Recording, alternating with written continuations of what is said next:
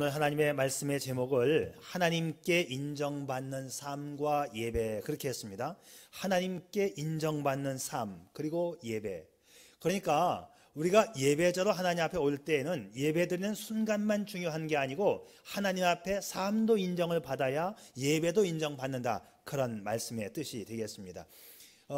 지난 주일에는 우리 교회 표에서 앞부분 크신 주께 감사, 그래서 감사에 대한 말씀을 나누었고, 오늘은 그 후반부에 있는 온 맘 다해 예배하는 교회, 그래서 예배에 대한 말씀을 준비했습니다. 말씀의 제목이 의도하는 바는 하나님께 인정받는 삶이어야 예배도 인정받는다는 말씀이에요. 그렇습니다. 삶이 인정받지 않으면 예배도 인정받지 못합니다. 그런 의미에서 하나님께 인정받는 삶과 예배. 자, 그런데 오늘 이 본문의 말씀 아주 익숙한 말씀이고 잘 아는 말씀이지만 약간의 문제가 좀 있습니다. 뭐냐 하면 이 본문을 해석하는 신학자나 목사님들이 아주 다양하게 해석을 해요. 똑같은 본문을 가지고 여러 가지로 해석을 한다 이 말이지요. 그러니까는 결과적으로 무슨 얘기냐? 누구는 틀린 설교를 했고 또 누구는 맞는 설교를 했고 아니면 모두가 다 틀린 설교를 했을 가능성도 있다는 거예요. 그렇기 때문에 저 자신도 이 본문을 가지고 설교한다는 것이 조금은 부담스럽습니다. 왜냐하면 제가 잘못된 하나님의 말씀을 해석해서 여러분에게 증거하게 되면 그 책임은 하나님 앞에 제가 져야 하는 것이지요. 성경을 자기 마음대로 해석하고 뜯어붙이고 해서 이상한 교리를 만들면 바로 그것이 신천지 같은 이상한 교리가 되는 겁니다. 신천지에 가면 이상하면서도 신기한 성경 공부를 하게 되는데 또 재미도 있다고 그래요. 아마 2000년 동안 한 번도 들어보지 못한 엉터리이면서 신기한 교리 공부를 신천지에 가면 할 수 있다라고 합니다. 자, 오늘은 말이죠. 세 단계로 말씀을 좀 풀어보려고 하는데 첫 번째는 본문의 말씀이 뭐냐? 본문에 대한 이해. 두 번째는 그러면 그 전통적으로 어떻게 해석을 해왔느냐? 많은 목사님들이 해석하고 있는 방법은 뭐냐? 그 다음에 가장 합리적인 해석 방법은 무엇일까를 생각해 보려고 해요. 자, 첫 번째로 본문 말씀에 대한 이해, 다 아는 말씀이지만 다시 한번 설명합니다. 인류 최초의 조상 아담과 하와가 가인과 아벨을 낳았어요. 큰아들 가인은 농사짓는 사람이었고 작은 아들 아벨은 양을 길렀습니다. 자, 세월이 지난 후에, 여기 성경은 세월이 지난 후에 되어 있는데 이 세월이 지난 후가 이게 1, 2년 정도가 아닐 겁니다. 왜? 그때 당시에는 한 900년을 살았기 때문에 여기서 말하는 세월이 지난 후라고 하는 것은 적어도 500년, 600년, 700년이 지난 다음에 아버지 어머니인 아담과 하와는 다 돌아가시고 그의 아들 가인과 아벨이 한 500년 이상을 산 다음에 하나님 앞에 예배를 드렸다는 그런 해석이 가장 합리적인 해석일 겁니다. 그런데 하나님 앞에 제사를 드리는데 가인은 농사꾼이니까 농사지은 곡식으로 제사를 드렸고 아벨은 양치는 사람이니까 양의 첫 새끼와 기름으로 드렸는데 하나님이 아벨의 제사만 받았다. 가인의 제사는 거절했다. 자, 그때 하나님께서 이제 내 제사가 받아들이지 않아진 것 때문에 화를 내고 얼굴이 우락부락하니까 하나님이 가인에게 말씀하십니다. 어찌하여 안색이 변했니? 네가 선을 행하면 어찌 낫을 들지 못하겠느냐 이렇게 물으십니다. 자, 결국은 이 가인은 선을 행하지 못하면서 계속 화를 내다가 결국은 동생 아벨을 죽이는 인류 최초의 살인자가 됩니다. 자, 여기서 궁금증이 하나 생기는데 뭐냐? 왜 하나님은 가인의 제사는 거절하시고 아벨의 제사만 받으셨느냐? 이것에 대한 해석이 너무나 분분하다는 거예요. 자, 우리도 하나님께서 받으시는 제사를 드리기 위해서는 이 문제를 바르게 해결해야 합니다. 가인의 인생에서 이 사건은 뭔가 자기가 행한 것이 잘못된 것임을 느낄 수 있는 그런 시간이라는 것을 깨달아야 했었습니다. 왜 하나님이 내 제사를 받지 않으셨지? 내 인생에 뭔가 문제이지? 이걸 깨달아야 하고 자기를 돌아보는 시간이 되었어야 하는데 가인은 그러지를 못한 것입니다. 화를 내고 얼굴을 붉히다가 결국은 동생을 살인하게 됩니다. 자, 이 말씀을 보면서 도대체 예배는 뭐냐? 어떻게 예배를 드려야 하나님이 받으시는 예배인가? 이것이 오늘 우리가 풀어야 할 관건이 되는 것입니다. 그래서 예배를 드릴 때마다 하나님이 기뻐하시는 예배를 드려서 하나님께는 영광이 되고 우리 모두에게는 큰 은혜를 받는 기쁨의 예배가 될 수 있기를 축복합니다. 오늘 우리 교회의 표어처럼 크신 주께 감사하며 온 마음 다해 예배하는 교회가 될 수 있기를 축복합니다. 자, 두 번째 오늘 생각해 볼 것은 전통적인 해석 방법은 과연 뭐냐? 어떻게 이 말씀들을 해석하는가를 살펴보겠습니다.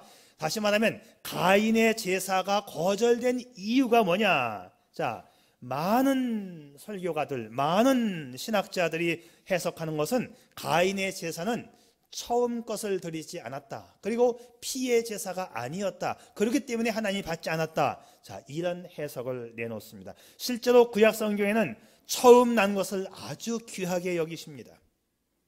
그런데 가인은 곡식으로 드렸다라고 되어 있지 처음 난 것을 드렸다라고 되어 있지를 않아요. 또 하나님께서는 피의 제사를 받으시는데 가인은 땅의 소산으로 곡식으로 제사를 드렸고 아벨은 양의 첫 새끼와 기름으로, 그래서 짐승을 잡아서 피의 제사를 드렸기 때문에 하나님이 받으셨다, 이렇게 해석을 합니다. 자, 양을 잡을 때에 피를 흘립니다. 그런데 그 흘려진 피는 바로 훗날 예수 그리스도의 피를 예표하기 때문에 아벨의 제사만 받았다는 것이지요. 조금 더 자세히 설명하면 이렇습니다. 자, 가인과 아벨의 부모님이 누구예요? 아담과 하와. 자, 아담과 하와가 범죄를 했을 때에 범죄한 이후에 자신들이 부끄러워서 나뭇잎으로 치마를 해 입지요. 그런데 나뭇잎 치마는 시간이 지나가면 나뭇잎이 또 말라서 떨어지면 다시 또 나뭇잎 치마를 엮어 입어야 했었습니다. 하나님이 보시니까 얼마나 불쌍한지 몰라요. 그래서 하나님께서 그들의 죄와 부끄러움을 가려주기 위해서 하나님이 짐승을 잡아서 가죽을 벗겨서 가죽 치마를 해 입힙니다. 하나님이 해주신 이 가죽 치마는 영구적인 치마예요. 자, 하나님께서 가죽을 얻기 위해서 한 마리의 짐승을 희생시키죠. 한 마리의 짐승이 희생될 때 또 피를 흘리게 됩니다. 그 피 흘림을 통해서, 한 마리 짐승의 죽음과 피 흘림을 통해서 아담과 하와는 영구적인 부끄러움을 가릴 수 있는 영구적인 치마를 해 입게 됩니다. 그렇습니다. 피 흘림이 있어야만 죄사함이 있고 피 흘림을 통해서 온 인류가 구원받을 수 있다는 것을 이미 창세기에서부터 보여주고 있는 사건이지요. 그렇기 때문에 그런 예를 들면서 그와 같은 정황 속에서 하나님은 피의 제사만을 받으신다라고 설명을 하는 것입니다. 자, 아닌 게 아니라 성경 말씀에도 피 흘림이 없으면 죄사함도 없다는 말씀도 있습니다. 하나님은 피의 제사인 아벨의 제사만 그래서 받으신 것이다. 상당히 설득력 있는 주장입니다. 그래서 전통적으로 이 해석 방법이 가장 많이 사용되어져 왔습니다. 그리고 지금도 많은 목사님들이 그렇게 해석을 하고 있습니다. 레위기 17장에도 피에 대한 말씀이 있어요. 육체의 생명은 피에 있습니다. 내가 이 피를 너희에게 주어 제단에 뿌려 너희의 생명을 위하여 속죄하게 하였나니 생명이 피에 있으므로 피가 죄를 속하였느니라. 그럴듯하지요. 그러나 이 해석에도 문제가 있습니다. 자, 무슨 문제가 있을까요? 맞잖아요. 자, 가인과 아벨 시대에는 정확한 제사 제도가 없었다는 거예요. 인류의 최초의 아담과 하와 그의 자식들, 그때 시대에는 막 인류가 정착해가는 시간이었어요. 제사는 이렇게 드려야 한다. 제사는 피의 제사를 드려야 한다. 이런 말씀이 아직 있지 않았던 시대입니다. 물론 가인과 아벨은 그의 부모인 아담과 하와로부터 하나님에 대한 이야기와 하나님을 섬겨야 하는 신앙에 대해서 교육을 받았겠지요. 그렇기 때문에 원시적이고 좀 미숙하지만 나름대로 하나님을 섬기는 방법을 가지고는 있었을 것입니다. 그런데 세월이 지난 후에 아마도 한 700년, 800년이 지났을 거예요. 부모에게 물려받은 신앙을 동생은 잘 지켰는데 가인은 잘 지키지를 않았던 것 같아요. 자, 그래서 나름대로 그냥 자기들 방식대로 했다는 것이지요. 중요한 것은 자기들 방식대로 하는 것이지, 그 당시에 제사는 피의 제사이어야 한다는 모세 율법에 나와 있는 제사 제도는 아직 확립되지 않았고, 이 모세 율법에 나와 있는 이 레위기의 말씀은 이 가인과 아벨 이후에 한참 나중에 쓰여진 말씀이에요. 그런데 지금의 목사님들이, 지금의 신학자들이 이 부분을 해석하면서 나중에 쓰여진 말씀을 갖다가 붙여가지고 피의 제사가 아니기 때문에 가인의 제사는 받지 않았다라고 해석을 합니다. 여러분 어떻게 생각합니까? 만약에 하나님께서 피의 제사만을 원하셨다면 그 당시에 이 제사의 매뉴얼을, 제사의 그 방식을 주셨어야만 맞습니다. 자, 만약에 올바른 제사 방식을 주셨는데도 불구하고 가인이 그것을 거부했다면 가인이 하나님으로부터 저주를 받아 마땅합니다. 그러나 당시에는 표준 제사 방식이 없는 상황입니다. 자, 그런데 또 하나의 문제는 뭐냐면, 좋아요, 만약에 레위기의 제사 방식에 근거해서 가인의 제사가 잘못되었다라고 적용을 한다면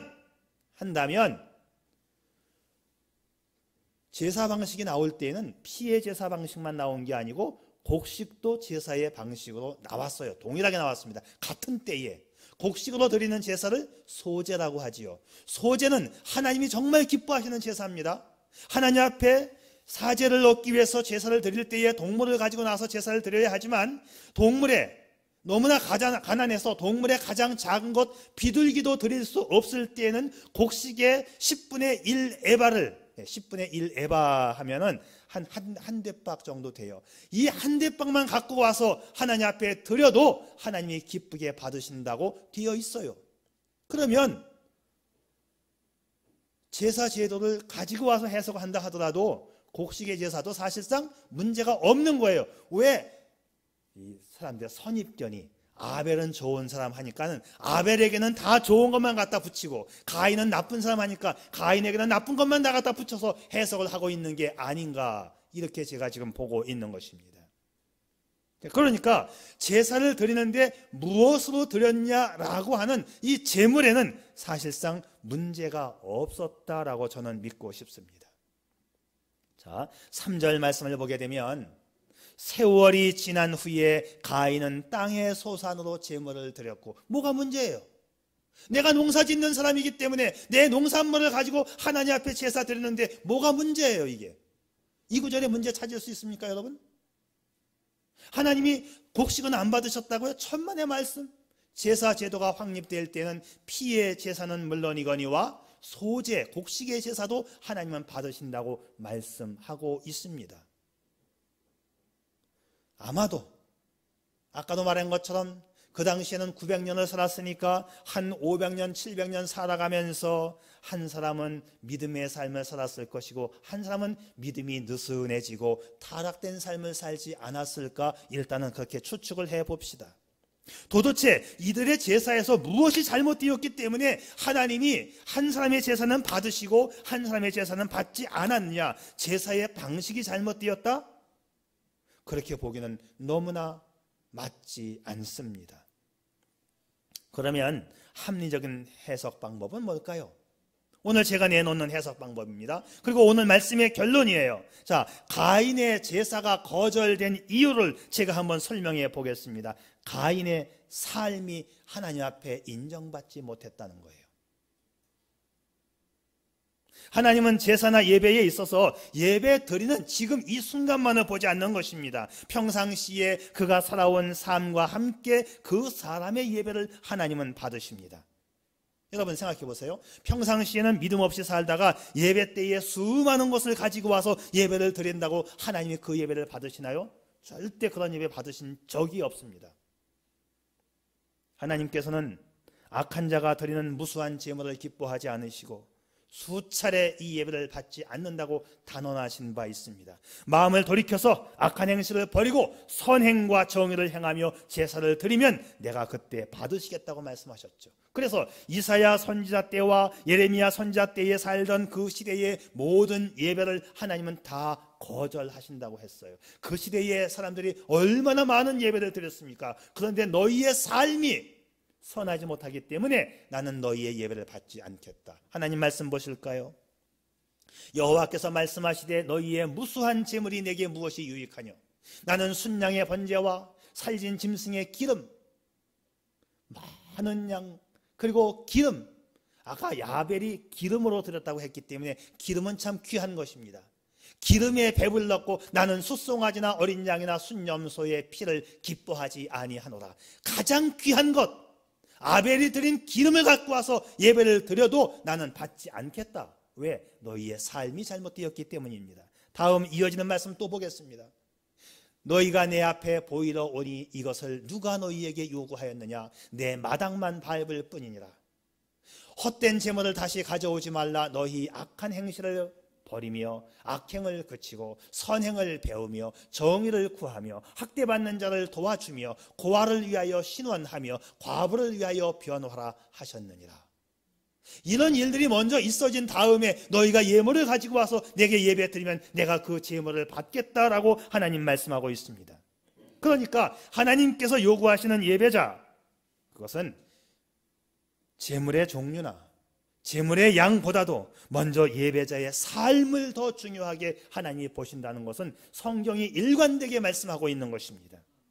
성경을 자세히 보면 하나님이 받지 않으신 것은 제물만 받지 않으신 것이 아니라, 자, 자세히 보세요. 오늘 본문 말씀에서도 이렇게 되어 있습니다. 하나님은 가인과 그 제물을 받지 않으셨다고 되어 있어요. 그런데 해석자들이 어떻게 해석하냐면 제물만 안 받은 것으로 자꾸 해석을 해요. 가인도 안 받았어요. 가인과 그 제물 이렇게 되어 있는데 그건 무슨 뜻이죠? 가인이라고 하는 사람 자체를 안 받았다는 얘기예요. 가인과 그 제물을 받지 않았다. 동일한 원리로 아벨과 그 제물은 받았어요. 그러면 뭐예요? 아벨이라고 하는 그 사람도 받았고 그의 제물도 받았다. 여호와께서 아벨과 그의 제물은 받으셨으나 가인과 그의 제물은 받지 아니하신지라. 자, 그런데 여기서 이 가인과 그 제물 할 때에 가인 그리고 제물 그 단어 앞에 무엇에게라고 하는 전치사가 가인 앞에도 붙어 있고 그 제물 앞에도 전치사가 붙어 있어요. 하나님은 사람 따로 제물 따로 각각 보셨다라는 말씀이에요. 물론 아벨에게도 전치사가 붙어 있고 아벨이 드린 제물 앞에도, 그러니까 전치사가 4번 다 붙어 있어요. 이 얘기는 뭐냐 하면 하나님께서 각각 보셨다라는 말씀입니다. 이것은 가인이라고 하는 이 사람 자체가 드린 그 예물도 문제고 사람도 문제라는 거예요. 자, 분명히 한글 성경에도 가인과 그 제물이라고 분명히 되어 있는데 이것이 사람들이 너무나 인식에 가인이 드린 제물이 잘못된 것이라고 하는 어떤 고정관념이 있기 때문에 가인과라고 하는 것은 늘 지나가는 그런 습관이 있습니다. 그리고 말씀을 좀 잘 보세요. 아벨과 그 제물이고 가인과 그 제물이에요. 사람이 먼저 나옵니다. 제물보다 사람이 더 중요하다는 거예요. 여호와 하나님께서 아벨이라고 하는 인간을 우선적으로 연락하신 것입니다. 그리고 하나님은 그 아벨이 드린 제물도 받으신 것입니다. 가인과 아벨의 제사는 무엇을 어떤 태도로 하나님께 드렸느냐가 중요한 것이 아니라 이 말씀의 핵심은 평소에 하나님 앞에서 어떤 태도로 생활했느냐가 더 중요하다는 말씀이지요. 즉 하나님께 대한 매일매일의 신앙이 어떠했는가를 보셨다는 것입니다. 여러분의 예배가 하나님 앞에 드려지기 위해서는 먼저 매일매일의 삶이 하나님 앞에 드려질 수 있기를 바랍니다. 이것이 제가 해석하는 하나님의 말씀입니다. 그러니까 가인은 평소에 선을 행하지 않은 거예요. 500년 이상을 살아가면서 어머니에게 물려받은 신앙을 잃어버린 것입니다. 이때에 가인이 화를 내지요. 하나님 받지 않은 걸 자기가 알았어요. 안색이 붉어지고 화를 내는 걸 하나님이 보면서 하나님께서 이해할 수 없다는 반응을 보이십니다. 오늘 본문 말씀에 나와 있어요. 7절, 내가 선을 행하면 어찌 낯을 들지 못하겠느냐. 이게 하나님의 반문이에요. 아, 네가 왜 화를 내니? 네가 선을 행하면 어찌 낯을 들지 못하겠느냐. 이 말씀이 분명히 오늘 본문에 있어요. 무슨 뜻입니까? 가인, 너 평소에 선을 행하지 않았잖아. 그리고 네가 뭘 잘했다고 얼굴을 붉히고 그래 난리야. 7절에 와서 하나님은 가인의 제물을 받지 않은 이유를 분명히 말씀해 주고 있는 것입니다. 자, 이 부분을 제가 영어 성경으로 한번 보았어요. If you do well, 네가 만약 잘하면 will you not be accepted? 네가 잘하면 받아들이지 않겠니? 네가 잘하면 왜 안 받아들여지겠어? 이게 영어 성경의 번역이에요.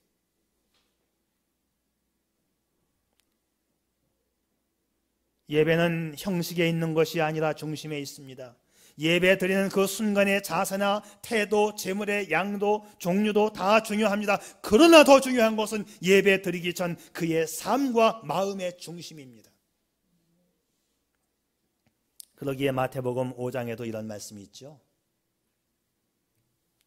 그러므로 예물을 제단에 드리다가 거기서 내 형제에게 원망 들을 만한 일이 있는 줄 생각나거든 예물을 제단 앞에 두고 먼저 가서 형제와 화목하고 그 후에 와서 예물을 드리라. 주님은 형제에게 원망 들을 만한 일이 있거든 돌아가서 화목하는 것이 예배의 우선순위라고 말씀하고 있습니다. 참된 예배는 삶과 함께 드리는 거예요. 아니, 삶이 먼저입니다. 먼저 삶이 되어진 다음에 와서 예배를 드려라. 하나님은 선한 삶의 모습과 함께 예배 드리는 것을 원합니다. 우리가 가인에 대하여 내릴 수 있는 결론은 가인은 삶에서 하나님을 떠난 악한 사람이었다라는 결론을 내리게 됩니다. 부모님이 돌아가시고 700년 이상을 살면서 하나님에게서 멀어진 것은 아닐까요?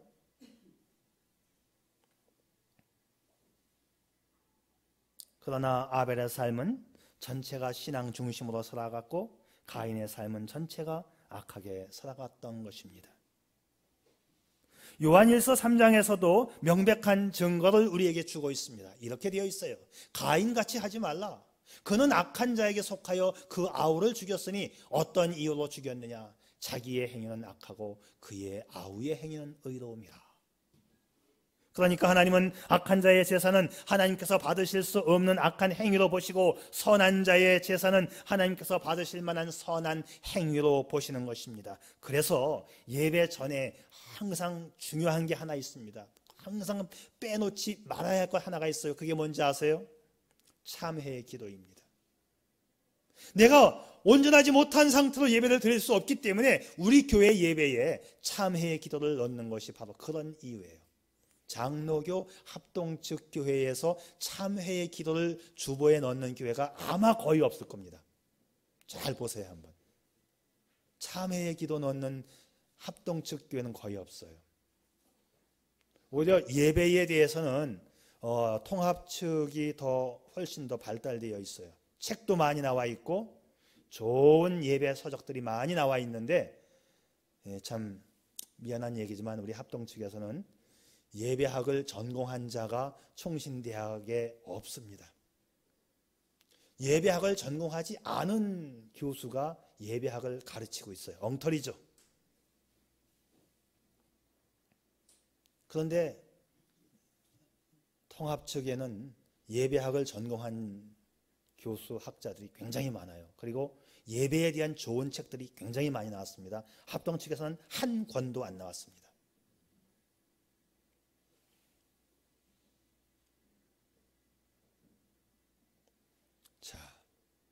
예배에서 참회의 기도를 집어넣는 것은 과거 우리의 선조들이 그렇게 예배를 드렸었고 반드시 중요합니다. 왜? 내 삶이 잘못되어 가지고는 하나님이 그 예배를 받지 않으시기 때문입니다. 마지막으로 가인의 제사가 거절된 결정적인 이유를 또 히브리서는 이렇게 이야기를 합니다. 가인은 믿음 없이 제사를 드렸다. 히브리서 11장 4절에 보면 믿음으로 아벨은 가인보다 더 나은 제사를 하나님께 드림으로 의로운 자라 하시는 증거를 얻었느니라. 다시 말하면 아벨은 믿음의 예배를 드렸고 가인은 믿음 없이 예배를 드렸다는 뜻이에요. 하나님은 믿음으로 드리는 예배를 인정하십니다. 그 예배가 아무리 화려하고 아무리 웅장해도 믿음 없이 드리는 예배는 아무 쓸모없는 인정받지 못하는 예배입니다. 아니, 인정받지 못하는 것이 아니라 하나님께 책망과 진노를 받습니다. 그렇기 때문에 가식적인 예배 안 돼요. 그래서 제가 늘 말씀드리지만 찬양대의 이 음악을 아름답게 포장하기 위해서 믿지 않는 성악가들을 찬양대에 심어두는 교회가 있다 그랬잖아요. 부자 교회들은 음악가 한 사람 한 사람씩, 테너의 한 사람, 베이스의 한 사람, 엘토의 한 사람, 소프라노의 한 사람, 유명한 성악가들을 그 자리에 앉혀서 그 사람이 음을 잘 잡고 나가면 옆에서 같이 따라 불러라. 그래야 화음을 잘 잡고 아름다운 찬양이 된다. 이거 쇼입니다. 쇼예요, 이거. 어찌 이럴 수가 있냐고요. 어찌 이럴 수가 있냐고요.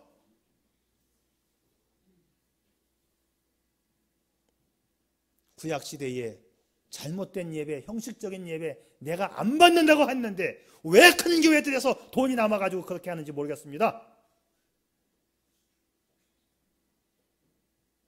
하나님은 가식적 행위가 아닌 믿음의 예배를 받으십니다. 사랑하는 여러분, 부족해도 노래 못 불러도 최선의 예배를 드릴 수 있기를 축복합니다. 찬양 못하면 좀 어때요? 이 목사 같은 저도 독창을 부르는데 말이죠. 여기서 주목해야 할 것은 평상시의 삶은 그 사람의 믿음을 보여주는 현장입니다. 하나님은 믿음의 삶과 믿음의 예배를 기뻐하십니다. 그렇기 때문에 로마서 12장에서 또 이렇게 말씀하고 있죠. 너희의 몸을 하나님이 기뻐하시는 거룩한 산 제물로 드리라. 이는 너희가 드릴 영적 예배니라. 너희 삶을 드리라. 너희 몸을 드리라. 너희의 생활이 중요하다는 것입니다. 하나님 앞에 드리는 예배 가운데 우리의 몸의 제물, 우리 삶의 제물이 훨씬 더 중요하다고 성경은 말씀하고 있습니다. 믿음으로 살고 믿음으로 드리는 예배를 하나님은 기쁘게 받으십니다. 이것이 아벨의 예배였습니다. 히브리서 11장 6절 말씀, 믿음이 없이는 기쁘시게 못하나니 하나님께 나아가는 자는 반드시 그가 계신 것과 또한 그가 자기를 찾는 자들에게 상 주시는 이심을 믿어야 할지니라. 사랑하는 여러분, 믿음으로 선하게 살고 믿음으로 진실되게 예배하는 성도가 되시기를 축복합니다. 그렇기 때문에 믿음과 삶과 예배는 절대 분리될 수 없는 것입니다. 어떤 남자가 가로등이 켜있는 전봇대 아래에서 뭔가를 열심히 찾아요. 그래서 지나가던 사람이 뭘 그렇게 열심히 찾습니까? 했더니 반지를 잃어버렸습니다. 반지를 열심히 찾는 거예요. 어디서 잃어버렸습니까? 했더니 저기서 잊어버렸어요. 근데 왜 여기서 찾냐고. 거기는 전봇대가 없고 가로등이 없어서 어둡고 여기는 밝아서 여기서 찾습니다. 잃어버린 곳 따로 찾는 곳 따로. 이 사람은 정신 나간 바보 아니겠어요? 무슨 얘기 하려고 하는지 아세요? 생활 따로 예배 따로. 이것은 믿음 없는 불신자의 행위입니다. 가인의 문제는 재물의 문제도 태도의 문제도 자세의 문제도 아니었습니다. 근본적으로 그의 삶이 문제였다는 것을 저는 믿습니다. 하나님은 가인과 그 재물을 받지 않으셨습니다. 우리의 몸으로 우리의 삶으로 하나님께 드리는 거룩한 삶의 예배가 먼저 수행되어지기를 축복합니다. 오늘도 주님은 우리에게 물으시지요. 내가 바르게 행하면 왜 받아들여지지 않겠니? 기도하시겠습니다.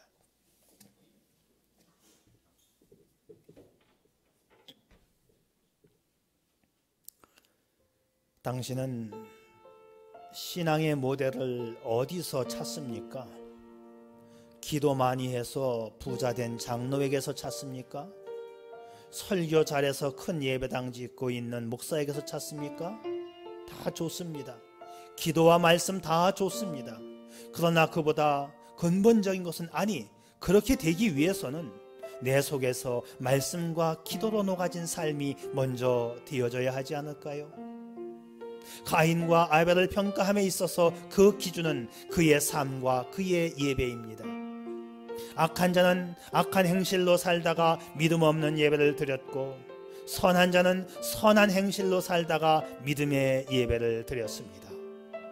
오늘 당신의 예배가 종교의식과 형식으로 드리는 율법의 예배가 아니라 말씀과 기도로 녹아진 은혜의 예배, 살아있는 예배, 성령의 예배, 하나님의 임재가 충만한 복된 예배로서 드려지는 그 예배자가 당신이기를 축복합니다. 아멘. 아버지 하나님, 먼저 우리 삶에서 성공하고 예배에 성공하는 자가 되게 해 주시옵소서. 예배는 하나님이 받으셔야만 진정한 예배임을 압니다. 아버지 하나님, 내 삶이 먼저 하나님 앞에 드려지고 내 삶과 내 예배를 하나님 앞에 올려드려 하나님이 받으시는 우리의 삶, 우리 예배가 되게 해 주시옵소서. 예수님의 이름으로 기도드리옵나이다. 아멘.